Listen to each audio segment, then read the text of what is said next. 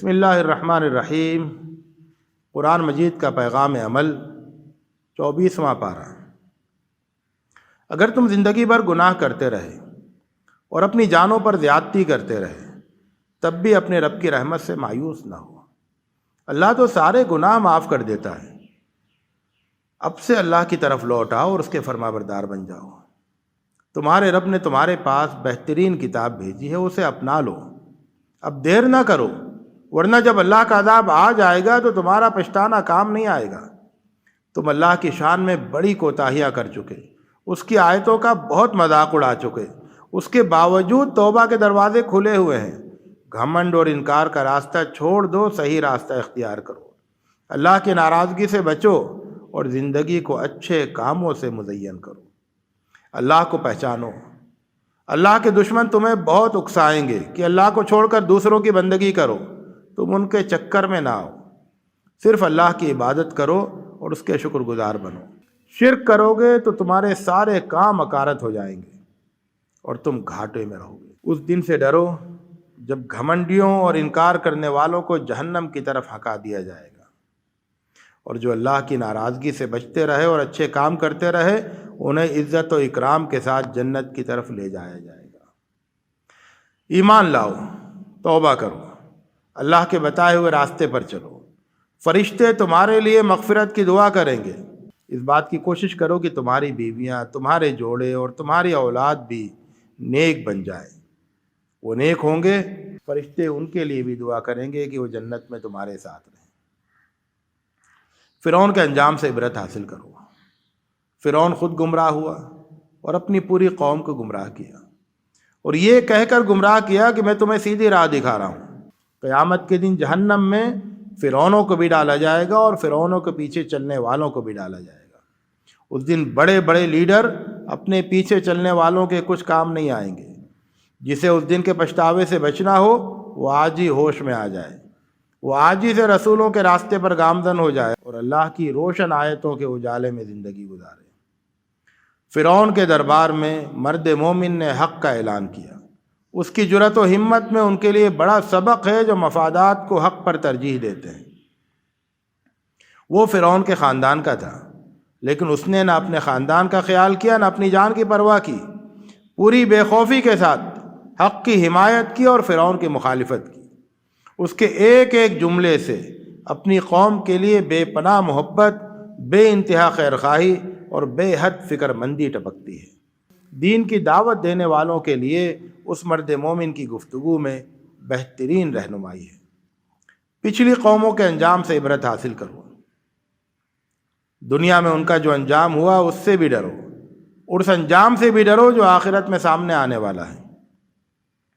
جب تمہارے پاس کوئی دلیل نہیں ہے تو اللہ کی روشن آیتوں میں کٹ حجتی نہ کرو، گھمنڈ کا راستہ اختیار نہ کرو، ورنہ دل پر گمراہی کی مہر لگ جائے گی۔ یہ دنیا کی زندگی چند روزہ ہے، آخرت کی زندگی دائمی ہے۔ آخرت کی تیاری کرو، برے کاموں سے دور رہو، اللہ پر ایمان لاؤ اور اچھے کام کرو۔ اللہ جنت میں داخل کرے گا اور بے حساب نعمتوں سے نوازے گا۔ تم ان چیزوں کی بندگی کیوں کرتے ہو جن سے فریاد کرنے کا نہ دنیا میں کوئی حاصل ہے نہ آخرت میں؟ تم تو اس کی بندگی کرو جو ساری کائنات کا رب ہے۔ دین پر ثابت قدم رہو، یقین رکھو اللہ کا وعدہ پورا ہو کر رہے گا۔ اپنے گناہوں کی معافی مانگو اور صبح شام اپنے رب کی حمد و تسبیح کرو۔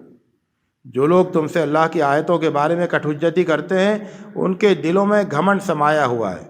تم اللہ کی پناہ مانگتے رہو کہ وہ ان کے شر سے محفوظ رکھے۔ اللہ کو پکارو، وہ تمہاری پکار ضرور سنے گا۔ گھمنڈ میں آ کر اس کی عبادت سے منہ نہ موڑو۔ اللہ نے تمہیں بڑی نعمتوں سے نوازا ہے، اس کا شکر ادا کرو۔ اس کی نشانیوں سے اس کی عظمت کا اندازہ کرو۔ اسی کو پکارو، خالص اسی کی اطاعت کرو، اسی کی حمد کرو۔ تمہارے پاس اللہ کی روشن نشانیاں آ گئی ہیں، تم اسے چھوڑ کر کسی اور کو نہ پکارو، بس اس کے فرما بردار ہو جاؤ جو سارے انسانوں کا رب ہے۔ تمہارا معبود بس ایک ہی ہے، اسی کی طرف اپنا رخ رکھو اور اسی سے گناہوں کی معافی مانگو۔ شرک سے بہت دور رہو۔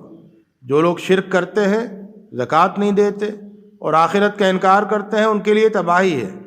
ایمان پر قائم رہو اور اچھے کام کرتے رہو۔ اللہ تمہیں ایسی نعمتوں سے نوازے گا جو کبھی ختم نہیں ہوں گی۔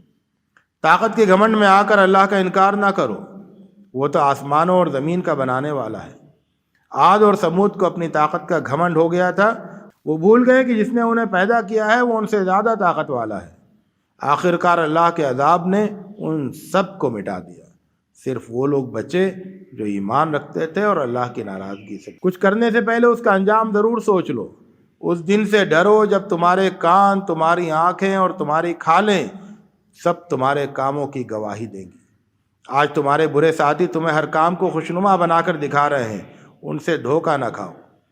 کہو ہمارا رب اللہ ہے، اور پھر ثابت قدم رہو۔ تمہیں جنت کی خوشخبری دینے کے لیے آسمان سے فرشتے اتریں گے، تم ہر غم اور ہر خوف سے محفوظ رہو گے۔ دنیا میں لوگ تمہارے دشمن ہو جائیں تو پرواہ نہ کرو، فرشتے دنیا میں بھی تمہارے ساتھی ہیں اور آخرت میں بھی ساتھ رہیں گے۔ اللہ کی طرف بلاتے رہو، اچھے کام کرو اور رب کے فرمانبردار رہو، یہی سب سے اچھی بات۔ برائی کا علاج اچھائی سے کرو، اس طرح تم دشمنوں کے دل جیت لو گے۔ یہ بڑی بلندی کا مقام ہے، ہر کوئی یہاں تک نہیں پہنچ پاتا۔ اس مقام تک پہنچنے کا حوصلہ ہو تو صبر کا سہارا لو اور اللہ سے دعا کرو کہ وہ تمہارا نصیب بلند کرے۔ اگر شیطان تمہارے دل میں کوئی اکساہٹ پیدا کرے تو اللہ کی پناہ مانگو۔ شیطان کبھی نہیں چاہے گا کہ تم اس اونچے مقام تک پہنچو۔ سورج اور چاند معبود نہیں ہے، یہ تو اللہ کی نشانیاں ہیں۔ سورج اور چاند کو سجدہ نہ کرو، بلکہ سورج اور چاند کو دیکھ کر ان کے خالق کی عظمت کو سمجھو۔ اللہ کو سجدہ کرو جو تمہارا بھی خالق ہے اور سورج چاند کا بھی خالق ہے۔ بندگی صرف اللہ کی کرو، اور اگر تم پر گھمنڈ سوار ہے تو اپنے نصیب کا ماتم کرو۔ جو لوگ اللہ کے پاس ہیں وہ تو صبح و شام اس کی تسبیح کرتے ہیں اور ذرا بھی نہیں اکتاتے۔ یہ قرآن ایمان رکھنے والوں کے لیے ہدایت اور شفا ہے۔ یہ قرآن ایمان رکھنے والوں کے لیے ہدایت اور شفا ہے۔